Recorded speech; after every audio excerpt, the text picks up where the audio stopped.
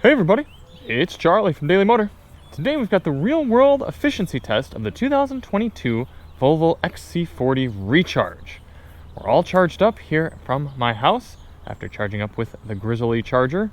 And we're going to head out and do 50 miles out and 50 miles back, averaging 70 miles per hour, to see what sort of realistic range you can expect with this subcompact electric crossover on the highway. Now, we're not going to be trying to hypermile. We're not going for that ideal best world case scenario range figure. We're going for a realistic number. So we're just going to hop in, no sort of preconditioning. Clearly going to have a little bit of water on the roads. It's about 48 degrees Fahrenheit right now. Confirm that when we get in the car.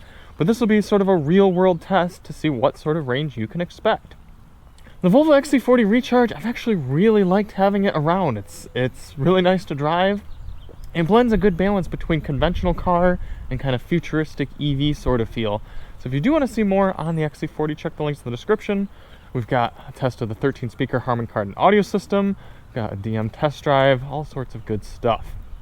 So without further ado, I'm going to get myself out of the rain and get into the car here and get rolling. A few things to note for the test today. Like I said, outside temperature 48 degrees Fahrenheit right there.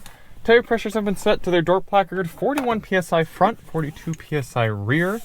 And we're going to have the climate control set at 68 degrees auto with one level of seat heat. Being a little bit colder, that's how we run EVs, because realistically a lot of people don't need all that heat up at 73 like we run the gas cars, and you're going to see a lot more of a penalty from that. We've got our GPS reset. We're going to reset the car's trip computer when we start it up. There we go. No on-off button for the XC40 Recharge. You just put it into gear. We're going to reset our manual trip. There we go. Climate on, auto, 68, one level of seat heat. Typically we do 67, but this car can't do odd numbers, so it's 66 or 68. We're ready to roll. Interestingly, no drive modes in the XC40. I kind of like that. It's just sort of go. There is an off-road mode, but we're not going to be using that. We're just going to drive nice and easy over the highway. I think it's about 2 miles away, and pick up the test from there. One thing I really like about the XC40 and how they report range right here in the range assistant, it gives you how many miles it thinks you're going to be able to do, and then sort of a best case and worst case scenario from there. So right now it's saying 180 is probably what you're going to get, but you could get as good as 270 or as low as 140. Now that's a huge discrepancy for one, so that might throw a lot of people off that, wow, I mean 130 miles there, that's a pretty big gap, but it is good to know that, like, maybe don't put yourself in a position where if you're going to drive quickly, have a lot of accessories going, maybe don't try to squeeze 170 miles out of the charge because you might not make it. What happens if we click this range optimizer? Your vehicle will maximize range by limiting climate control functionalities. No, we're going to leave that on. We want to see what it would be like to travel and actually be comfortable in this car. I do like the little things too that tell you what's kind of been affecting your range, either the speed, the driving style, or climate control.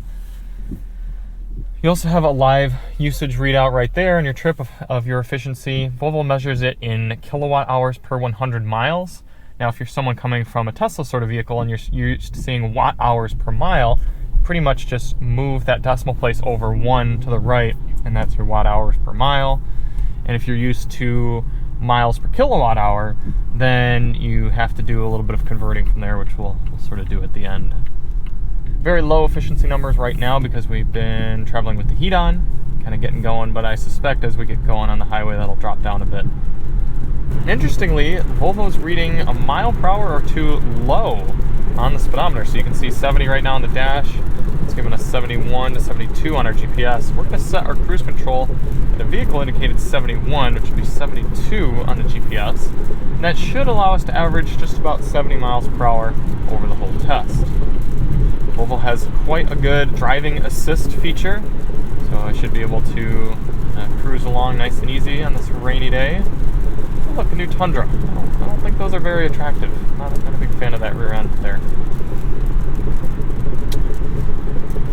Now you can see our energy usage for speed has popped up a bunch. So we're going to continue on with the test out this Harman Kardon sound system, and catch up with you at the end. In the meantime, enjoy this time lapse of the entire trip.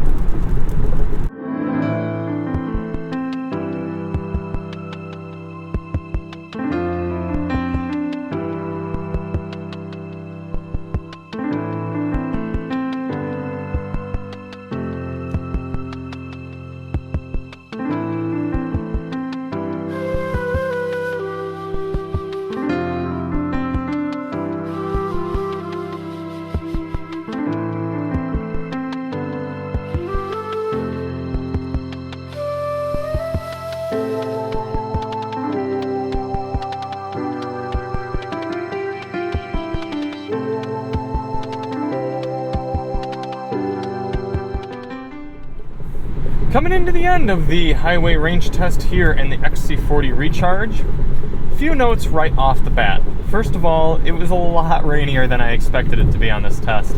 So it's not fair to give this car an efficiency rating in the rain like this. It's gonna be lower. I know from driving our Tesla that if you're in heavy rain like this, your range drops quite a bit. Now, we can negate things like wind because we're heading out in one direction and coming right back in the other, but we can't negate that range loss from the wind, from the rain. So, tomorrow should be a sunny day. I'm gonna take some extra time out of my schedule and shoot another one of these tests to get a more realistic dry range number and do another video on kind of what the difference is in doing driving an EV on the highway in the rain and in the dry. So that'll be kind of cool. Coming off the highway here after 98 miles, 42% battery left, 44.8 kilowatt hours per 100 miles. I'm just gonna say 448 watt hours per mile. That's coming in about 2.3, just under 2.3 miles per kilowatt hour. So not a fantastic result, definitely below EPA for this car, but again, the rain is probably affecting that somewhat. So we're gonna get back to the house and see what that final number is and kind of see what sort of range that would come out to. The car's telling us we've got 75 miles left, as high as 110 and as low as 60. 75 miles left. Yeah, that seems double that, 150.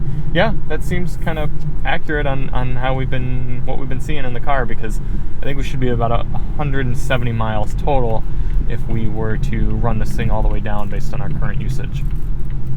I have been decently comfortable in here. I'm not a huge fan of the active lane keeping. I feel like on other Volvos, the system was a little bit more sensitive to my touch. In this one, I have to really be on the wheel hard. It's kind of similar to the Golf R that I drove a little while back and a lot of people got mad about, and they're saying, oh, you're not using the system properly. I know how to use these systems, guys. In this car, and especially in the Golf R, I would have my hand on the wheel, just be chilling, driving like this, and it would start yelling at me, put your hands on the wheel. It's like, my hand is on the wheel. I much prefer the systems like the Jeep Grand Cherokee L that we have this week, that you just put the slightest pinch on the steering wheel, a little bit of pressure, not even a force, just kind of a pressure on the wheel element, and it senses your touch and lets you keep driving. So let's get back to the house, see what our final number is, and wrap this up. Pulling on in 442 watt hours per mile, 101.8 miles traveled. Let's do some quick math real fast just to see what that would be. But like I said, we're gonna go back out tomorrow and run this in the dry and get a different readout. 1 divided by 442 is given, 1 divided by 0.442 is giving us 2.26 miles per kilowatt hour times the 75 usable kilowatt hours. Just right there, about 170 miles of realistic range at 70 in the rain at some colder temps here in the XC40 Recharge. Let's go head back out on the next one. Here we are, getting back onto the highway for the dry, slightly warmer range test. 56 degrees Fahrenheit outside. Got the climate still set at 68 auto and 1 level of seat heat. It's going to be making air conditioning this time rather than heat, so going to be a little bit different effect. But as you can see from our readouts there, climate control is still definitely having an effect on the energy usage. Okay, let's test just like we did the last one and see what our numbers come out to.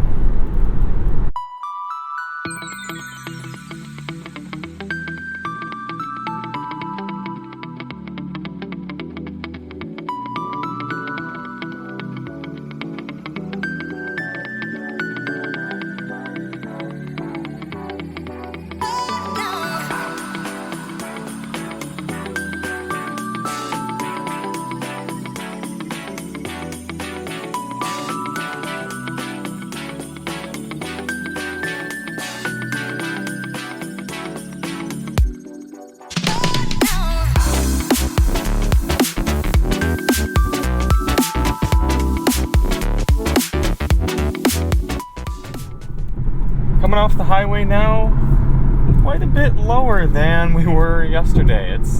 I don't think it's quite as significant as I thought it might be, but we're at 41.2 kilowatt hours per 100 miles, whereas getting off the highway yesterday, I think that was about 46.